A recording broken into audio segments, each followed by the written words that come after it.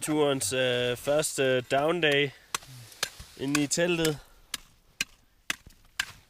Vejret er egentlig ikke så slemt, men det er til gengæld, altså det er helt hvidt.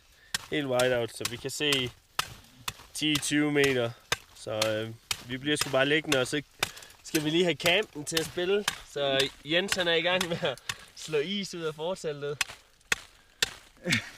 Og ellers så ligger vi sgu bare og skal slappe af og hygge. Hygge i dag. Bare os to.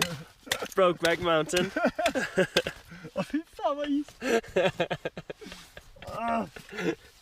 Det är smått här. Jävla liv. Jag knäver. Igår var vi inlåsta i tältet på grund av dåligt väder. Idag tror vi det är bra väder. Jag har precis vaknat. Klockan är 05.00. Jag ska ut och kolla. Det ser jävligt lovande ut. Kom igen nu då. Ja då. Ja, det är bra. Lite moln. Men fina moln inte. De är ganska höga tror jag, Martin. Jag tror det är höga moln. Ska jag stänga? Ja.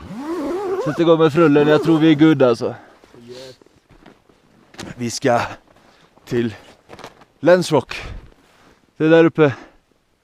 Det är inte toppen. Det är akklimatiseringstur, men vi måste ha bra väder för att man får inte tappa bort sig.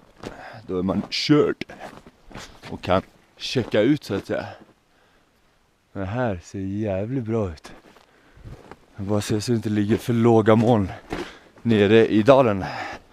För det så kan man få problem. Men det ser bara ut att vara lite dimma. Fan, det här är en fin dag alltså. Jag tror vi kan köra. Grymt! Yes! Martin, gör dig redo! Jag tror det är good.